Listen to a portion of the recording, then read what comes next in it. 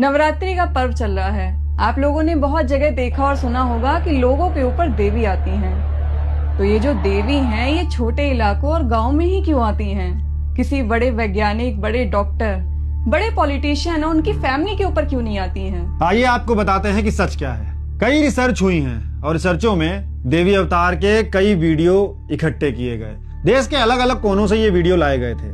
फिर body language experts को बुलाया गया और उन वीडियो की जांच कराई गई तो हैरान कर देने वाले सच सामने आए।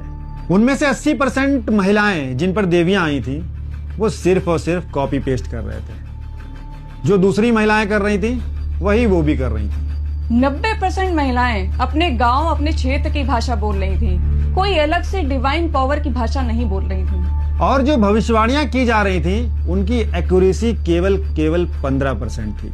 वही बातें बोली जा रही थी जो आम बातें होती हैं, जो हर किसी पर सटीक बैठती हैं।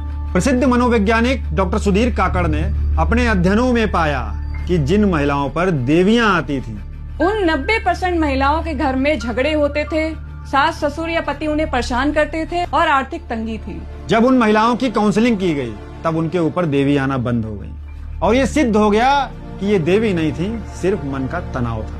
एक और स्टडी बताती है कि डॉक्टरों ने ऐसे लोगों के दिमाग स्कैन करे। उन्होंने पाया कि नॉर्मल हालत में दिमाग का सारा हिस्सा काम करता है और देवी आने पर दिमाग का एक हिस्सा बंद हो जाता है, जो ये बताता है कि मैं कौन हूँ। इसी वजह से उस इंसान को लगता है कि मेरे अंदर कोई और आ गया है। अक्सर शराब पीने वाले के साथ भी ऐसा ही होता है। उसको भी अपनी पर्सनालिटी चेंज मालूम पड़ती है। सच तो ये है, ये इंसान के दिमाग की ट्रांस अवस्था होती है, जब इंसान डर, आस्था और भीड़ के दबाव में आता है। तब उसका सचेतन दिमाग काम करना कम कर देता है और अवचेतन मन वही हरकतें करता है जो उसने समाज से सीखी है, जैसे सर को झुमाना, चिल्लाना या अजीब सी हरकतें करना। ये बस अपनी मन की आवाज को निकालने का तरीका है।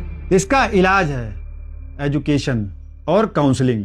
जब महिलाओं के पास खुद की आवाज नहीं होती तो वो देवी से आवाज उधार ले लेती हैं। बस इतनी सी बात है।